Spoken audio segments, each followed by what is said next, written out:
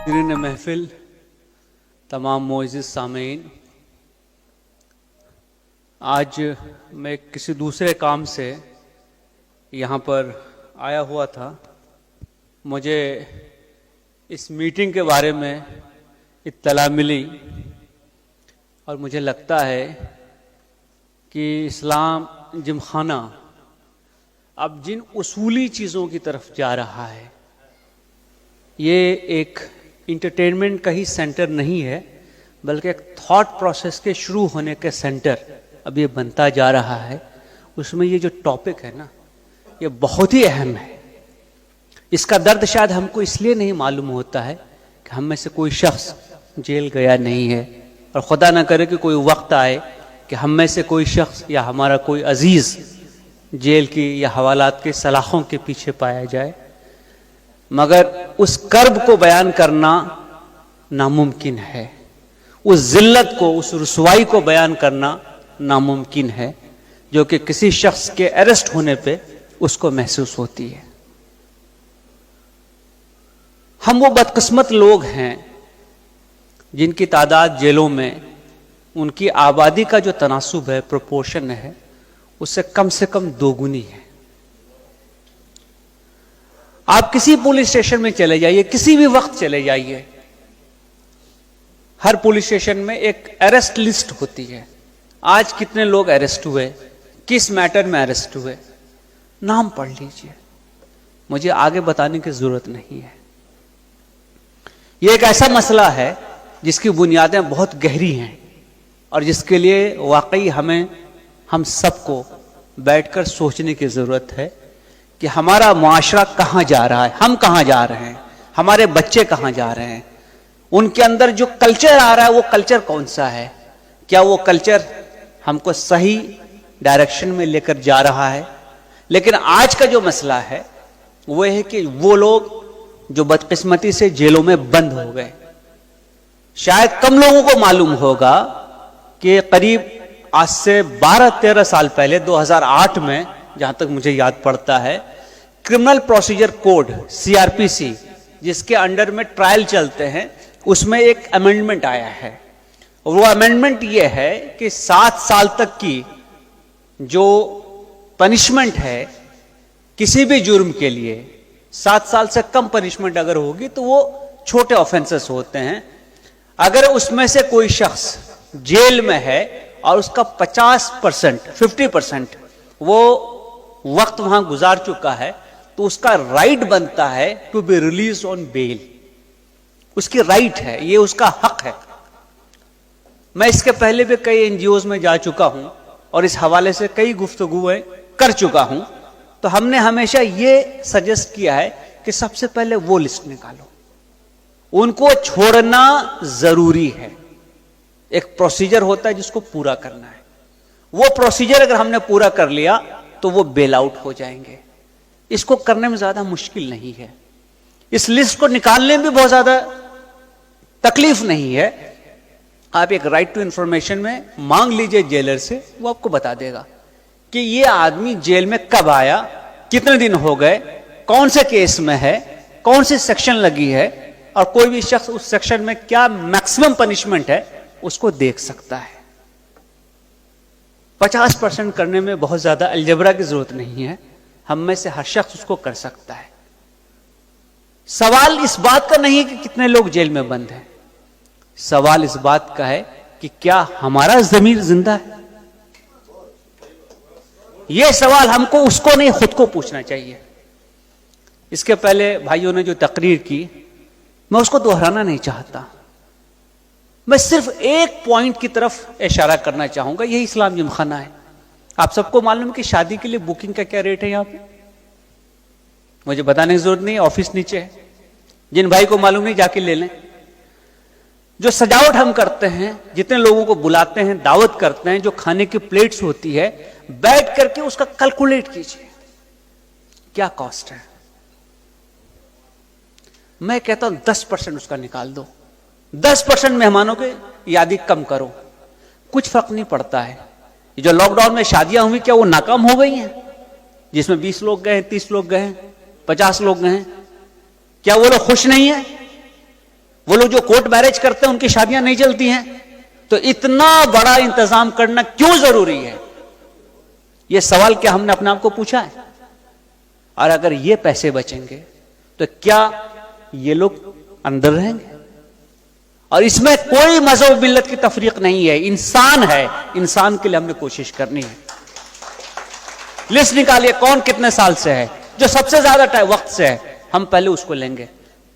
ہماری طرف سے میسج جانا چاہیے ہم سب کے لیے ہیں. جس دن ہم نے یہ میسج کنوے کیا سب لوگ ہمارے لیے بھی ہوں گے، یہ تفریق مٹ جائے گی. آج جو ہم یہ چھوٹے چھوٹے خانوں میں بٹے ہوئے ہیں، محلوں میں بٹے ہوئے ہیں، فرقوں میں بٹے ہوئے ہیں، اس کی بنیاد وہاں ہے کہ جیسے ہی آپ نے اپنے آپ کو ڈیفائن کرنا شروع کیا، کس چیز پہ؟ اچیومنٹ پہ نہیں، اسکرپشن پہ، جو چیز آپ کو اپنے ورثے میں ملی ہوئی ہے. میں مسلمان ہوں، ورثے میں ہوں. میں ایک کمیونٹی سے بلانگ کرتا ہوں، ورثے میں ہوں، اس میں میرا کوئی کنٹریبیوشن نہیں. میں اگر ایک اچھا انسان بنتا ہوں تو اس کے لیے مجھے اپنی کوشش کرنی ہوتی ہے، وہ میری آئیڈینٹی ہوگی، وہ آئیڈینٹی میں ثابت کروں نا. مجھے معلوم ہے کہ یہاں سے ہر سال شوقیہ عمرے میں کتنے لوگ جاتے ہیں. شوقیہ عمرہ رجب سے شروع ہوگا، شعبان، رمضان، عید وہاں پڑھ کے واپس یہاں عید پڑھنا. بھائی اللہ کے دین میں صرف ایک حج ہے، جسٹ ون حج. اس کے علاوہ آپ 1 کروڑ بار کر لیجیے، وہ نفل ہے. جب کبھی سوال ہوگا نا تو یہ پوچھا جائے گا کہ تمہارا پڑوسی وہ بھوکا مر رہا تھا، وہ جیل میں سڑ رہا تھا، اور تم کہاں تھے؟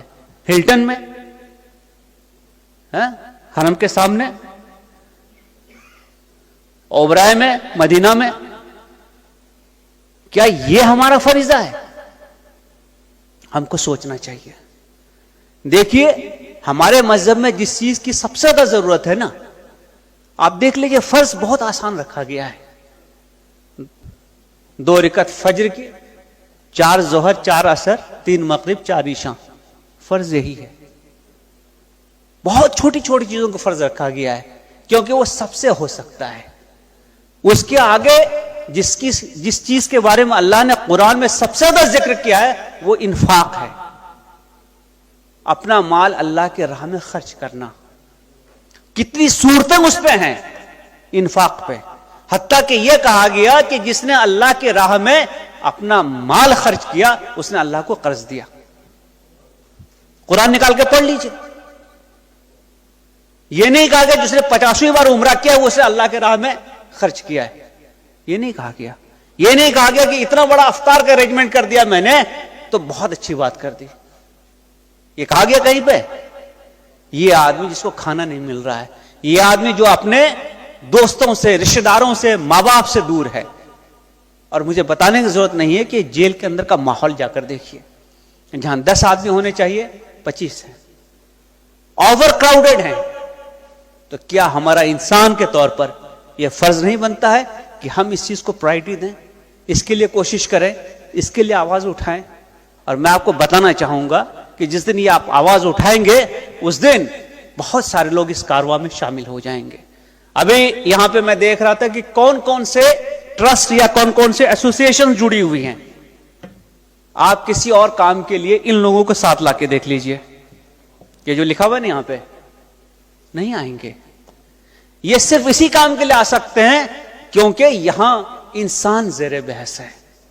یہ انسان کا مسئلہ ہے، یہ ہم سب کا مسئلہ ہے. اسی لیے ہمیں کوشش کرنی چاہیے کہ ہم ان چیزوں کو مضبوط کریں، یہاں کنٹریبیوٹ کریں، یہاں ہیلپ کریں. یاد رکھیے کہ قرآن میں بار بار گردنیں چھوڑانے کے لیے کہا گیا ہے.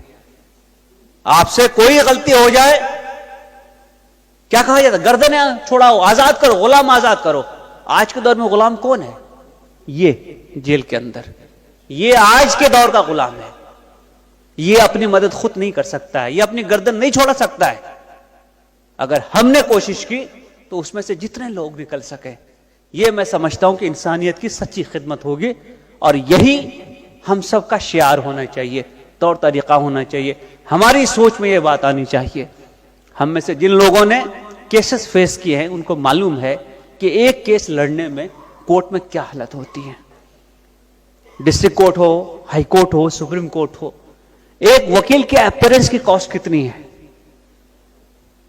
آپ یہ سوچئے کہ اس کے مقابلے میں اس کو چھوڑنا کتنا آسان ہے.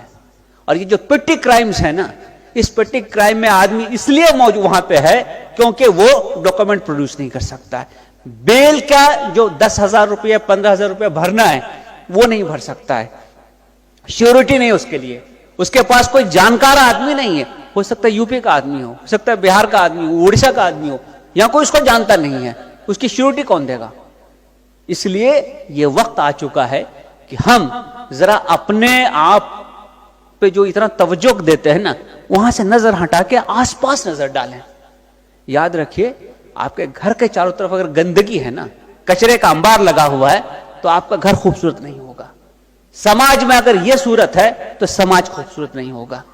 سماج کو بہتر بنانا ہے، اپنے ماحول کو بہتر بنانا ہے. ہم کوشش کریں کہ یہ لوگ جو کہ اس راہ میں آگے بڑھے، یہ بہت بڑا ایثار کا تقاضا کرتا ہے، مدد کا تقاضا کرتا ہے.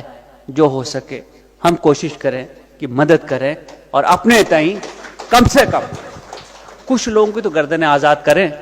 خدا جانے کل قیامت میں یہی ہماری نجات کا ذریعہ ہو. شکریہ.